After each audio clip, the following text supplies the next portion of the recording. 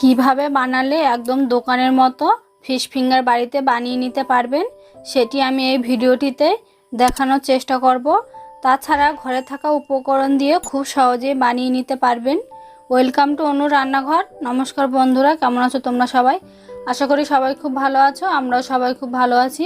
চলে এসেছি নতুন একটা রেসিপি নিয়ে। আজকে আমাদের রেসিপি হলো ফিশ ফিঙ্গার। চলুন তাহলে ভিডিওটা শুরু করি। ফিশ ফিঙ্গার তৈরি করব, তার জন্য একটা পেটির মাছ নিয়েছি। এবার পেটির মাছটা আমরা কেটে নেব।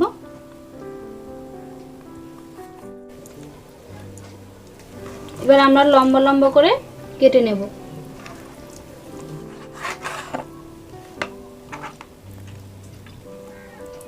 এই দেখুন, এরকম লম্বা লম্বা করে কেটে নেব। এখানে আমরা 500 গ্রাম পেটির মাছ নিয়েছি। মাছটাকে কেটে সুন্দর করে ধুয়ে পরিষ্কার করে নিয়েছি। আদা রসুন বাটা দিয়ে দেবো 1 চা চামচ, পেঁয়াজ বাটা দিয়ে দেবো 1 চা চামচ, জিরে ধনে বাটা দিয়ে দেবো 1 চা চামচ, লবণ দিয়ে দেবো 1/2 চা চামচ, হলুদ গুঁড়ো দিয়ে দেবো 1/2 চা চামচ, কাশ্মীরি লঙ্কার গুঁড়ো দেবো 1 চা চামচ, 1 চা চামচ কর্নফ্লাওয়ার দেবো, আর 1 চা চামচ ময়দা দিয়ে দেবো। এবার ভালো করে ম্যারিনেট করে নেব। এখানে আমরা কাতলা মাছের পেটি নিয়েছি, আপনারা চাইলে যে কোনো বড় মাছের পেটি নিতে পারেন। এবার আমরা একটা লেবুর রস দিয়ে দেবো। লেবুর রসটা দিলে কি হয়, মাছের যে একটা আষ্টে গন্ধ থাকে ওইটা থাকে না, আর মাছটা সফট হয়।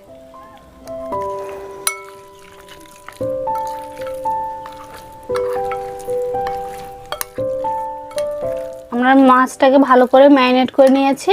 এবার 30 মিনিটের জন্য ঢাকা দিয়ে রেখে দেব। আমরা ডিমের কোটিংটা তৈরি করার জন্য 2টো ডিম নিয়েছি।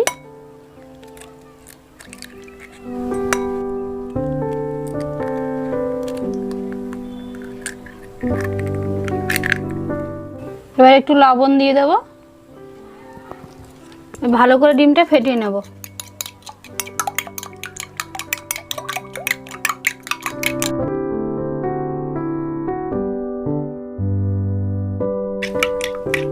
ভালো করে ফেটিয়ে নিয়েছি। এই দেখুন, মাছটাকে ম্যারিনেট করে আমরা 30 মিনিটের জন্য ঢাকা দিয়ে রেখে দিয়েছিলাম। আমরা প্রথমে ডিমের কোটিং এর মধ্যে দেব।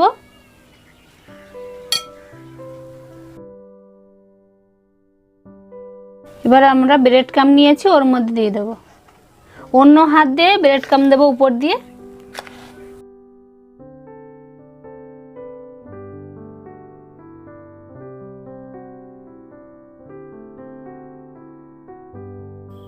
আমরা ডবল কোটিং করব, তার জন্য ডিমের ব্যাটারে আবার দিয়ে দেব।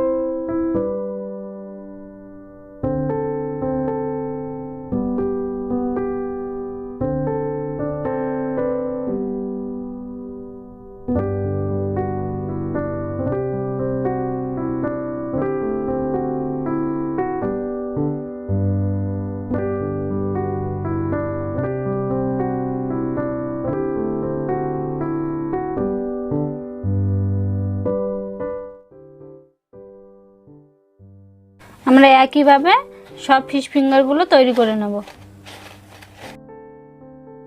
আমরা ফিশ ফিঙ্গারগুলোকে কোটিং দিয়ে নিয়েছি। এবার 1 ঘন্টার জন্য ফ্রিজে রেখে দেবো। আপনাদের হাতে যদি কম সময় থাকে অন্তত 30 মিনিট রাখার চেষ্টা করবেন।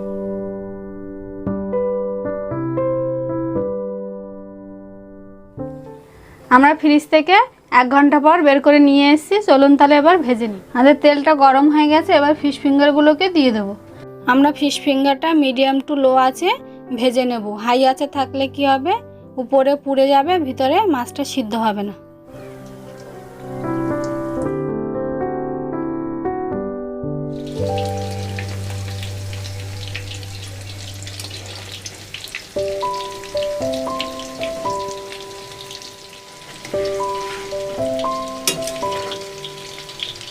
দেখুন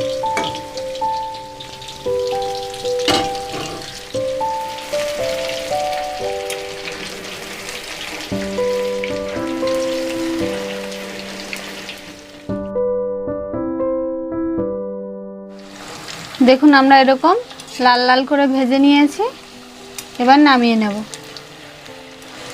দেখুন একটা ফিশ ফিঙ্গারও কিন্তু ছাড়িয়ে যায়নি, ফ্রিজে কিন্তু রাখবেন, তাহলে কিন্তু এরকম সুন্দর হবে।